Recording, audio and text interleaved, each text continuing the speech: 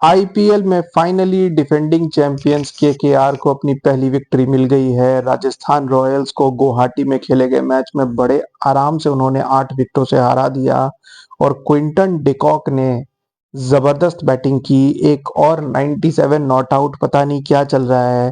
श्रेयस अय्यर ने कल 97 not out बनाया। आज पाकिस्तान और न्यूजीलैंड के मैच में साइफर्ट ने 97 नॉट आउट बनाया और अब क्विंटन डिकॉक ने 97 नॉट आउट बनाया। ये गौतम गंभीर का भूत पता नहीं कैसे चढ़ गया है लोगों के ऊपर। मगर केकेआर के लिए ये विक्ट्री बहुत जरूरी थी क्योंकि आज सुनील नारिन भी नहीं खेल रहे थे और जब ये न्यूज आई तो ऐसा लगा कि राजस्थान रॉयल्स की टीम भारी पड़ सकती है, लेकिन टॉस जीतकर केकेआर ने पहले राजस्थान रॉयल्स को बैटिंग कराया और Rajasthan Royals again Sanju Samson 13 run बनाकर आउट हो गए। यशस्वी जायसवाल काफी स्ट्रगल करते रहे, 2 बाउंड्रीज 2 छक्के मारे उन्होंने, लेकिन 24 बॉलों पे सिर्फ 29 रन बनाए। मतलब स्ट्राइक रोटेट नहीं कर पा रहे थे। पिच थोड़ी स्टिकी थी लेकिन फिर भी उस हिसाब से काफी स्लो बैटिंग चल रही थी। रियन पराग अगेन 3 छक्के मारे लेकिन 15 बॉलों पे 25 रन। शायद थोड़ी स्ट्राइक रोटेशन और बेहतर हो सकती थी। हावेवर स्टिल एक टाइम पे अच्छी जा रही थी राजस्थान रॉयल्स की टीम जब 8 ओवर में स्कोर 67 फॉर 1 था, लेकिन उसके बाद मोइन अली ने जबरदस्त स्पेल डाला। 4 ओवर कंटिन्यूसली उनसे बॉलिंग कराई गई और सिर्फ 23 रन देकर 2 विकेट।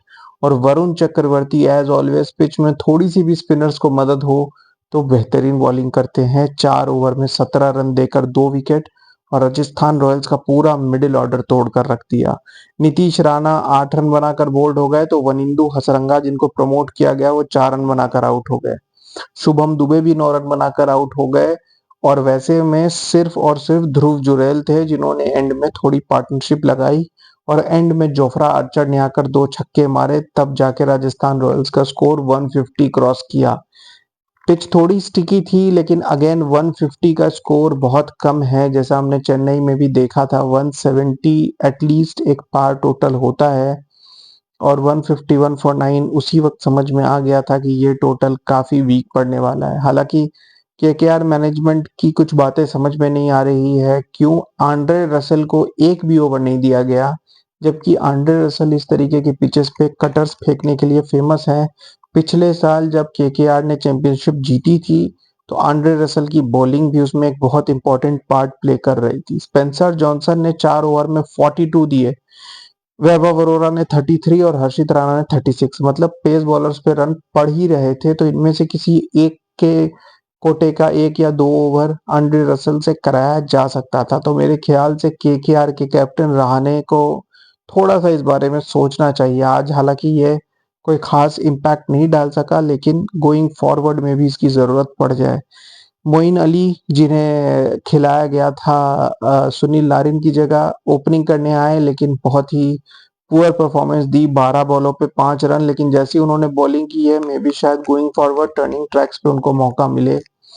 पावर प्ले में काफी स्लो स्टार्ट रही, 6 ओवर में सिर्फ 41 रन थे और फिर ऐसा लग रहा था कि शायद 150 प्लस टोटल इतना भी बुरा नहीं है, लेकिन केकेआर ने विकेट्स इन हैंड रखा और ये उनके काम आया क्योंकि फिर जैसे जैसे क्विंटन डिकॉक सेट होते गए उनकी अग्रेसिव स्टाइल ऑफ प्ले सामने आती गई और इवेंचुअली उन्होंने 61 बॉल्स पे 97 नॉट आउट बनाए जिसमें 6 छक्के थे। दूसरी एंड से अजिंक्य रहाणे ने 18 रन बनाए और रघुवंशी 22 रन बनाकर नॉट आउट रहे। सबके स्ट्राइक रेट लो थे, सिर्फ और सिर्फ क्विंटन डिकॉक थे जिन्होंने तेज बैटिंग की, लेकिन टोटल छोटा था तो 17.3 ओवर्स में ये टोटल बड़े आराम से चेज हो गया। वनिंडू हसरंगा 3 ओवर में 34 रन, जोफ्रा आर्चर 2.3 ओवर्स में 33 रन और महेश दीक्षाना 4 ओवर में 32। तो जब आपके ओवरसीज बॉलर्स इतनी पुअर परफॉर्मेंस देंगे तो मैच जीतना बहुत मुश्किल होगा। साथ ही साथ रियन पराग जो अभी 2 मैचेस में कैप्टेंसी कर रहे हैं राजस्थान रॉयल्स की, पहले तो मुझे ये नहीं समझ में आया कि रियन पराग को क्यों कैप्टन बनाया गया है राजस्थान रॉयल्स का। आई नो कि रियन पराग की काफी जान पहचान है राजस्थान रॉयल्स में एंड जो सुनने में आया है कि वन ऑफ द ओनर्स उनकी शायद कोई रिलेटिव भी लगते हैं, लेकिन मेरे ख्याल से राजस्थान रॉयल्स को थोड़ा सा यहाँ पर एक्सपीरियंस के ऊपर ध्यान देना चाहिए था। बट एनीवेज जो भी हुआ, ओवरऑल रियान पराग ने भी पहले 5वें ओवर में खुद को बॉलिंग पे ले आए। वनिंडू हसरंगा श्रीलंका के सबसे बड़े स्ट्राइक बॉलर हैं करंटली और वनिंडू हसरंगा श्रीलंका के लिए पावर प्ले में बॉलिंग करते हैं और टर्निंग ट्रैक्स पे इम्पैक्ट डालते हैं। तो क्या रियान पराग अपने को वनिंडू हसरंगा से बड़ा स्पिनर समझ रहे हैं? ऑफ कोर्स वो एक स्पिनर हैं और इस पिच पे उनकी ज़रूरत है, लेकिन वो 7वें, 8वें, 9वें ओवर में आ सकते थे। हसरंगा से पहले उनको बॉलिंग करने की क्या ज़रूरत पड़ गई, ये मेरे समझ के बाहर है। ऐसा भी नहीं है कि हसरंगा कोई ऑफ स्पिनर है, हसरंगा भी मिस्ट्री बॉलिंग करते हैं, गूगलीज डालते हैं, लेग ब्रेक डालते हैं, रियान पराग भी लेग ब्रेक डालते हैं, थोड़ा ऑफ ब्रेक डालते हैं। तो कोई रीज़न नहीं था कि रियान पराग खुद को पहले लेकर आए। तो यहाँ पर मेरे ख्याल से आरआर की मैनेजमेंट को सोचना होगा, 2 में से 2 हार हो गए हैं। संजू सैमसन शायद अगले मैच में फुल टाइम कैप्टेंसी में रिटर्न करें और मेरे ख्याल से ये राजस्थान रॉयल्स के लिए फ़ायदेमंद होगा। Keep watching guys, thank you.